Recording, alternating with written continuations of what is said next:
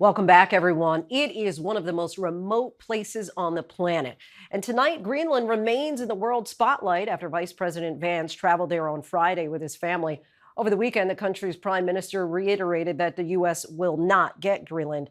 But in tonight's Prime Focus, we wanted to see how residents of Greenland feel. So after the VP jetted out on Friday, our Terry Moran and his team stayed behind all weekend, taking the temperature of Greenlanders who are not used to all this attention. Greenland, the world's largest island. Mammoth glaciers consume over 80% of its vast and rugged terrain. With a sparse population of just 57,000 people, mainly Inuit natives, concentrated along its southwestern coast, it's the least densely populated region in the world. This land, long on the fringe of world events, is now at the center of an international tug-of-war that has stunned and alarmed the people here. We need Greenland, very importantly, for international security. We have to have Greenland. It's not a question of, do you think we can do without it? We can't. What would you say to President Trump right now if he were standing here? I would say that Greenland is not for sale. It never has been for sale, never will be for sale. Greenland is a self-governing territory of Denmark, and for decades it was home to several U.S. military bases. But now, just one.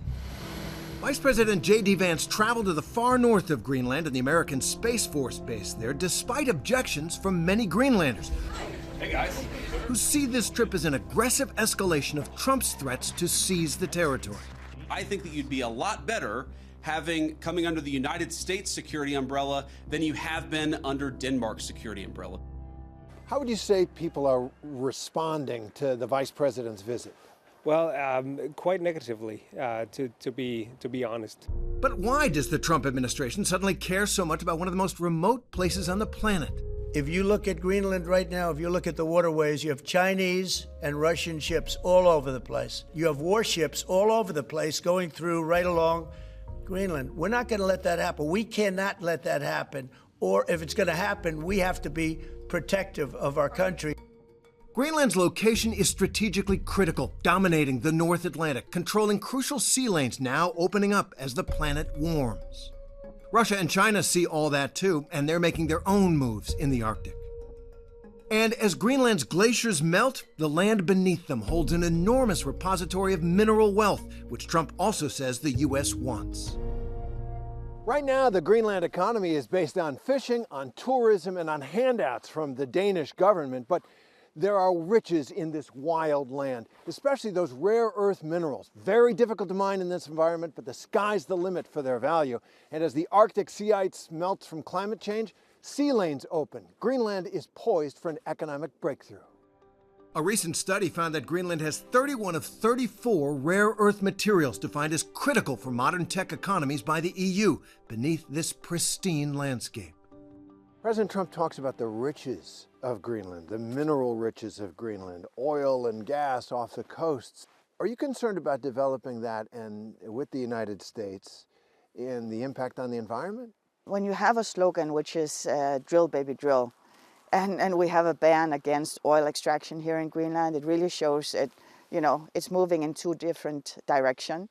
Aya Chemnitz represents Greenland's interests in the Danish parliament. What I'm trying to do is to make sure that as many decisions are being made here, first and foremost, really representing the Inuit voice, the Greenlandic voice, is very important for me. Mining has long been a part of Greenland's story. The island is littered with shuttered mine sites. But with fewer than 100 miles of roads on the entire island, there are daunting infrastructure needs. And exploiting this land for its minerals will compound severe challenges from climate change here. A NASA report estimates that global sea levels will rise by 24 feet if all of Greenland's glaciers melt. Our James Longman got a first-hand look at this slow-motion disaster in 2021. Walking through Greenland's ice sheet, and it's absolutely stunning. The ice is something like 60 meters thick. In some places, it's as thick as 2 miles. So President Trump's strategic and economic plans for Greenland would fundamentally change the deeply traditional life here, and that's rattled many Greenlanders. Masana Egeda is the editor of Greenland's main newspaper.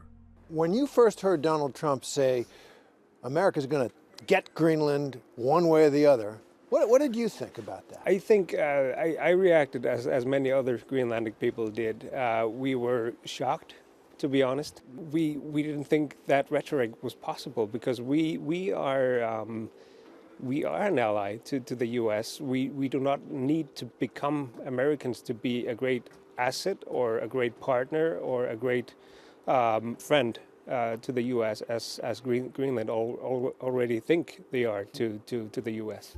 And President Trump's push for the U.S. to get control of Greenland also has Denmark firing back. We do not appreciate the tone in which is being delivered. This is not how you speak to your close allies. But Trump's brash land grab plans have already transformed this beautiful Arctic wilderness, and many Greenlanders here fear what that change might mean. People are actually sleepless about this because not knowing what the future holds, we don't know how he's going to do it. Is he going to strangle us economically? Is he going to put troops on the ground? It's everybody has their own fear right now, but because it's not so clear, but it is so intense, I think that scares people. You can't control, you can't own another country, and you can't decide on behalf of us. We have self-determination here in Greenland and nobody can tell us what to do. The future is completely up to us here in Greenland.